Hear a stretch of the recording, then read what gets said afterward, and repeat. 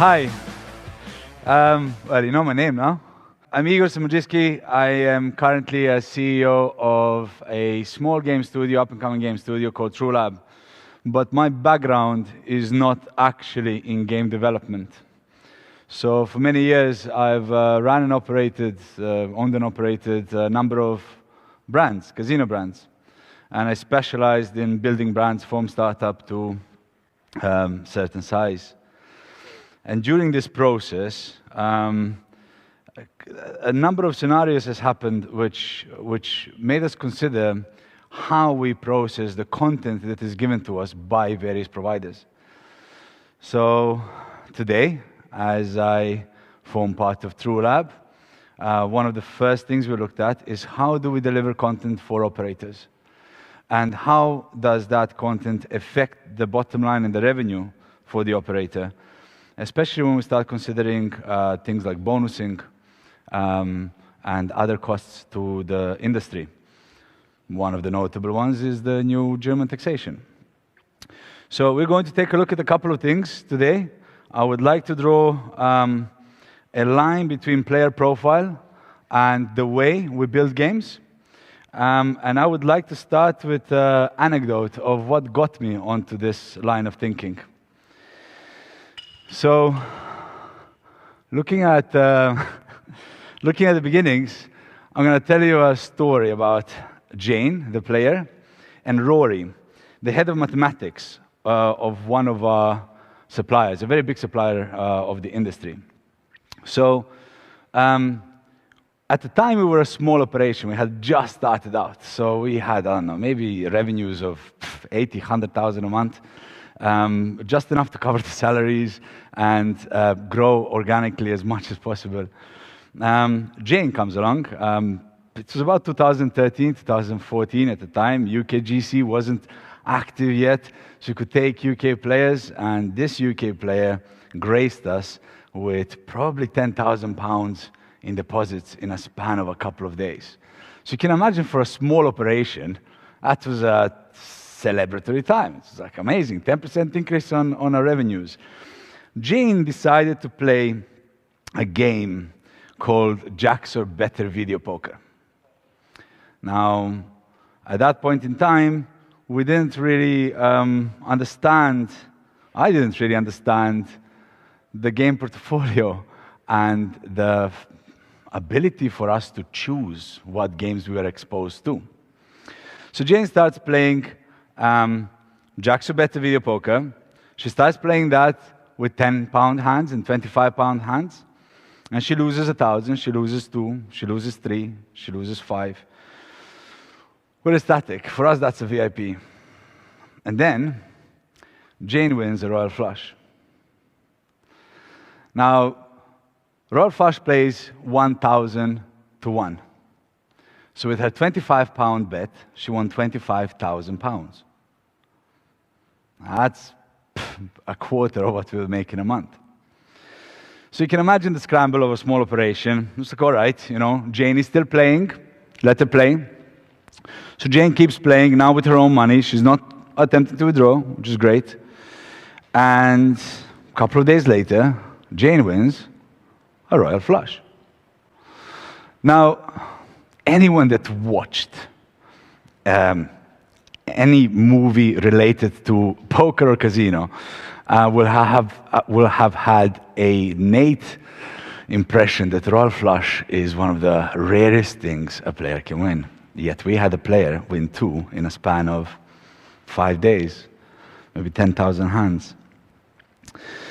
So we ring up Rory, and we had a good relationship with Rory, good relationship with the supplier, and say, Rory, please help. And the response that we got from the mathematicians, as it would be a response we got extremely accustomed to after that, is, Igor, it is within variance. It's completely plausible for this to happen. Keep going. A few thousand hands later, you guessed it, Jane wins a Royal Flush. We are £75,000 down at this point in time. That is our entire revenue wiped for the month.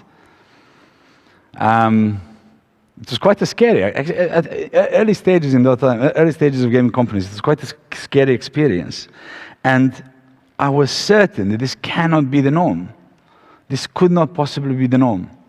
So I did some research and some investigation, and I called a man called Michael Shackelford. Michael Shackelford at the time was famous. He was called the Wizard of Odds. He had written a book about slot games and RTP gravity, and he was quite a known entity within the industry that if you have a mathematical problem, this is the man you should probably turn to. Rory couldn't answer us. Even though he was the head of maths, Rory kept repeating the same statement. It is with invariance. It is possible. After some research, we had actually found out what happened with Jane. Jane wasn't playing video poker like video poker should be played. Jane was chasing a roll flush strategy, which decreases the odds from 0.5% house edge to only 2.5% house edge, and increases the chance of winning such a high hand exponentially. So far I spoke to you about two things. One was variance, and the other one was RTP. So I'd like to introduce them onto the screen, if this works. I hope you can read that. Yeah, I can. Right. So in one case, Rory's answer was, it's a measurement of the spread between numbers in a data set. Basically, can it be the outcome? I'm sure most of us in this room know exactly what that is. And from the other hand, we're looking at the return to player, or in reverse, our house edge. And one of the most famous sentences, honestly, it floored me as I was investigating this issue. Like a bit of a, how do you call it, a giveaway. Everything worked out with Jane in the end. We didn't manage to get the money back. But during that process, Michael asked me one very, very simple thing. He said, Igor, I cannot help you. What you want to find out is whether you should keep letting this player play or not.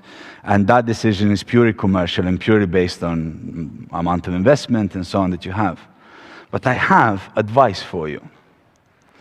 And that advice was in a form of one question. Igor, this game that you're trying to solve, it's currently giving you 50 cents in revenue on every 100 pounds wagered. Yes? But it exposes you to 1,000 times the bet. Yes? Why? Why? Why do you have this game in your portfolio? Until that moment, it did not dawn on me that we had, as an operator, a choice of what we put on our portfolio of games and what we do not. Today, the operators in this room, and watching this, are in a much favorable position than back in 2012. You are spoiled for choice. There are so many game providers at the moment that are creating incredible ideas. At that time, there were much fewer. And we never even considered not to put the game on if it doesn't suit us. So that was a lesson I learned and carried through for almost a decade. And it's a lesson that I decided to impart into my mathematics team the moment I took over running of TrueLab. And it is at the cornerstone of what we do right now. We want to take a look at the player behavior. We want to take a look at what the game does to the player, but we also want to take statistical analysis of what it does for the operator. It's with invariance. Over time, I've consulted many businesses of varying sizes. And we have done many, many case studies. And generally it boils down to one simple game that we do with the audience. And that game can be translated into any casino assessing their player base through very simple means like bonuses and free spins. But we used to play a game, and that game is the 2 coin study. I'd like you to play it with me in your minds, if possible. I'm going to give you 2 coins. And 1 coin will allow you to go to a casino, on any casino on the island, place 1 bet on any game of your choice, and I will personally pay you 10 times whatever amount you win. There's a second option. There's a silver coin. Now, don't get misled by the gold and silver. You can call them black and red or any other color. It was just easier to desaturate the gold and make it silver. You can have 5 bets, but I will pay you 2 times whatever you win. So 1 bet, 10 times win, or 5 attempts, doubly win. Which coin do you choose? I will not lie to you if I tell you that I must have done this thousands of times by now. Definitely over 1,000 people. And it's very funny how the room gets split. And it actually gets split very, very evenly. Around 50% of people, depending room to room, 60-40, 40-60, you know. You do this enough time. Around 50% of the people will choose only 1 bet. And around 50% of people will choose 5 bets. Can you imagine what this tells us? 50% of people are risk takers. They are risk prone. 50% of people are risk adverse.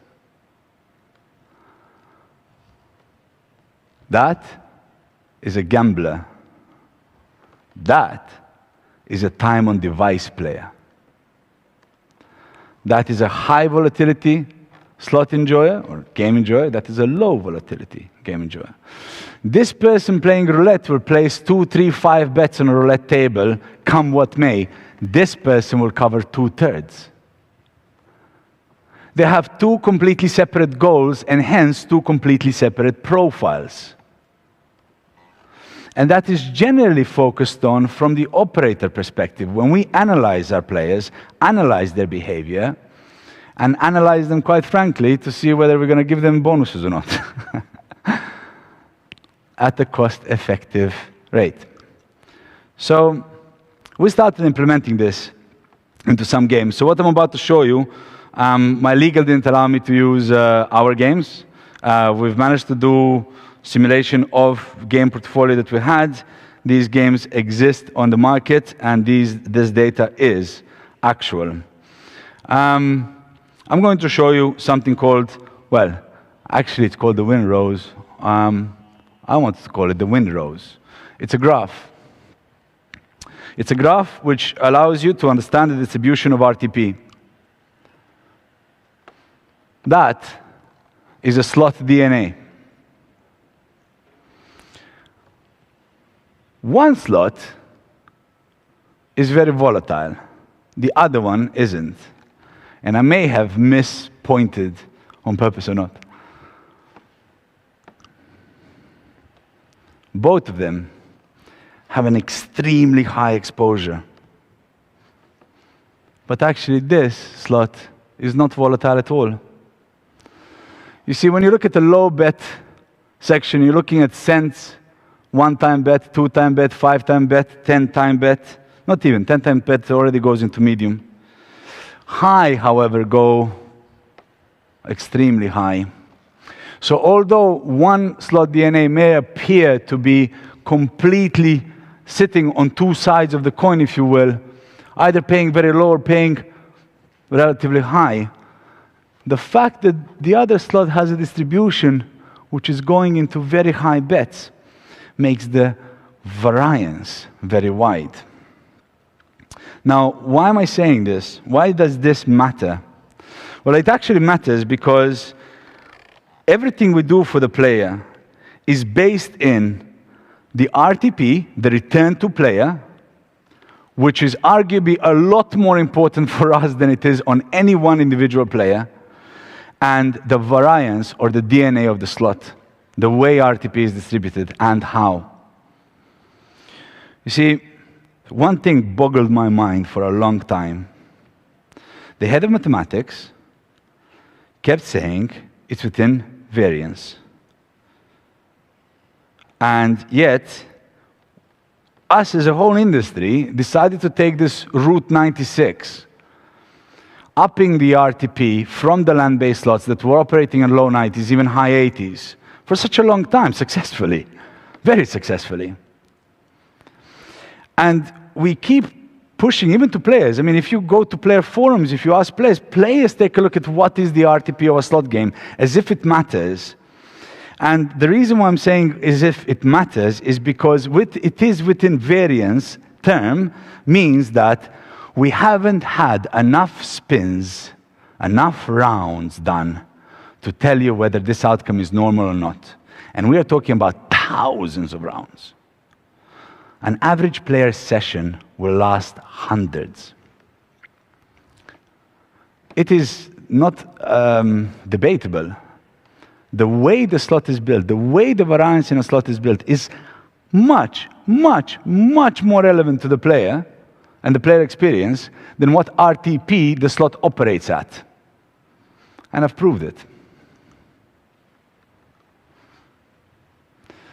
This is a simulation of a few billion rounds. This is actually a slot. It doesn't belong to neither of these, I have to be honest.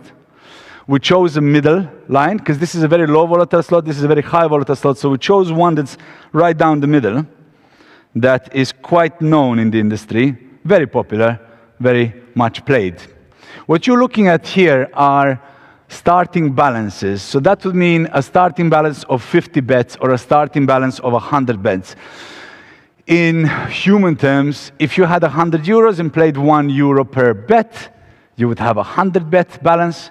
If you started with 100 euros and you're playing €2 per bet, you would have 50 cents a bet, you would have 200 bets. And what this does, over many, many, many, many, many simulations, it takes a look at, to infinity, what happens when a player places 100 bets, game generates wins, they place another 100 bets, and so on and so forth, until they have no more bets to place. Now what you're looking at is 3 columns. You're looking at low 25th percentile is the unluckiest 25% of players. The median is effectively your heartbeat of the slot. That's your median value. And your 75% are the 75% and more of the luckiest players. The max column is how much some of, actually these would actually be the luckiest player ever on this slot, according to the simulation. You know what we're looking at here? Look at the median number. Take a look at an average session of 100 bets. 100 bets will stretch to 250, 260 bets on average, within the median spectrum of players. If you consider that to be 2 seconds a spin, just for the sake of the argument, you're looking at what, 520 seconds, almost 10 minutes of game time. That's on a 96% RTP. Can you take a look at the result at the 94? 14 is to 14, 30 is to 30, 96 is to 96, 260 is to 260. You start noticing the difference at very, very high bet values. 92%. That's a 4% drop. Every single casino between the first one and the second one just doubled their money.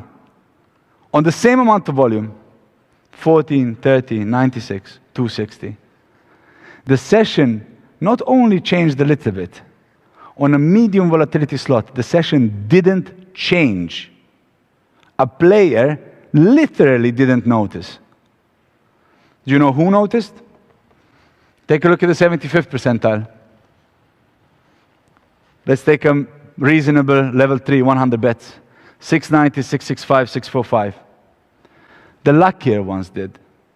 The ones that are already well above the norm, already having amazing sessions and times. And by how much did they? Well, 690 times 2 seconds, if you're going to keep that indicator, that's what, 1,200 seconds? 1,380 seconds? 20 minutes?